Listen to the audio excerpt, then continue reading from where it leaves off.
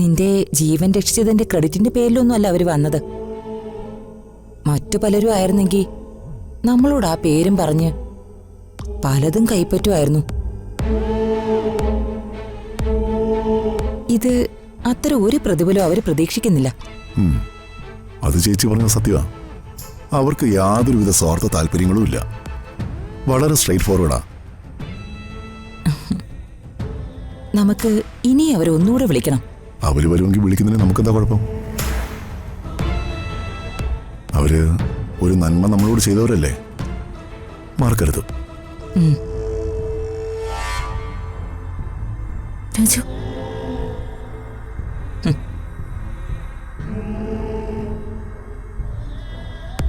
ഒന്ന് നിന്നെ. എന്താ എന്താ രണ്ടുപേരും ഇങ്ങനെ കുന്തം വിഴുങ്ങിയതുപോലെ നിന്ന്? എനിക്കെതിരെ പ്രയോഗിക്കാൻ ഒരുക്കിയ ആയുധങ്ങളൊക്കെ ഒടിഞ്ഞു പോയോ? ഇപ്പൊ നിങ്ങൾ സ്കോർ ചെയ്തോ? പക്ഷെ നിങ്ങളുടെ ഈ സന്തോഷത്തിന് വലിയ ആയുസില്ല. ഉണ്ടാവോടി. എല്ലാ രാജ്യങ്ങളും മറ്റു രാജ്യങ്ങൾക്കെതിരെ വെല്ലുവിളിക്കുന്നതേ ചില ആയുധങ്ങൾ കയ്യിലിരിക്കുന്നതുകൊണ്ടാ. ഞാൻ നിങ്ങളെ വെല്ലുവിളിക്കുന്നതും ഈയൊരു മാരകായുധം കയ്യിൽ വച്ചുകൊണ്ട് തന്നെയാ.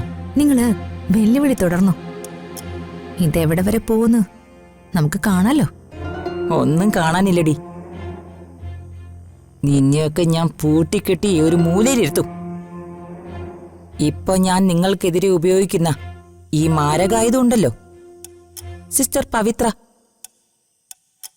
അത് ഞാനായിട്ട് കൊണ്ടുവന്നേന്നും അല്ല, നിങ്ങൾ തന്നെ എടുത്ത് എന്റെ കയ്യിലേക്ക് വച്ചു തന്നതാ. പത്നിയെ വച്ചിട്ടുള്ള ഈ ആൾമാറാട്ട കളിയെ അന്ന് ഞാൻ അറിഞ്ഞിട്ടും പ്രതികരിക്കാതെ തോറ്റു നിന്നു. അതാടി ദൈവം. ഒരവസരം വന്നപ്പോ ദൈവം ആ ആയുധം എടുത്തെന്റെ കയ്യിലേക്ക് തന്നു. ഇനി ഞാനാടി ഈ വീട് ഭരിക്കുന്നേ. നീയൊക്കെ അനുസരിച്ച് നിന്നോണം.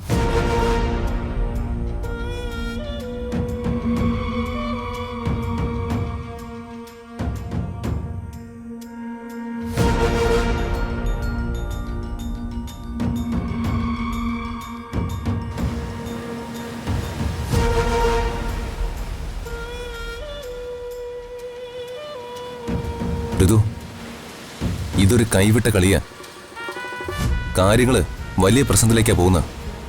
ഞാനും അത് തന്നെ രാജു ആലോചിക്കുന്നത്. അംബിക അങ്ങ് സ്കോർ ചെയ്യോ? അവരിപ്പോ പവിത്ര എന്ന കാർഡ് ഇറക്കിയ കളി. നമുക്ക് ആ പവിത്രയായിട്ട് വേഷം മാറി വന്ന സ്ത്രീയെ ഒന്ന് ഭീഷണിപ്പെടുത്തിയാലോ? ചീറ്റിംഗ് കേസ് കൊടുക്കുമെന്നൊക്കെ പറയാം. നമുക്ക് അങ്ങനെ എന്തെങ്കിലും ട്രൈ ചെയ്താലോ?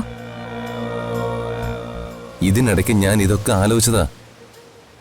നമ്മൾ ഭീഷണിപ്പെടുത്തിയ ഉറപ്പായിട്ടും അവരത് അംബികയോട് പറയും. അപ്പോഴും വലിയ ആയുധം അംബികയുടെ കയ്യിലല്ലേ ഇരിക്കുന്നത്. ശരിക്കും സാറിന് ചീറ്റ് ചെയ്തത് നമ്മളല്ലേ?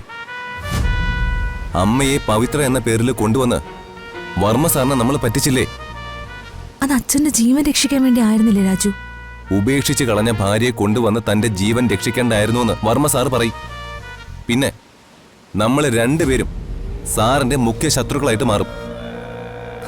അല്ല, അതാണല്ലോ അംബികയുടെ ലക്ഷ്യം. എന്ത് ചെയ്യാൻ പറ്റും രാജു? ഒരു വഴി പറഞ്ഞുതരാൻ ആരും ഇല്ലല്ലോ.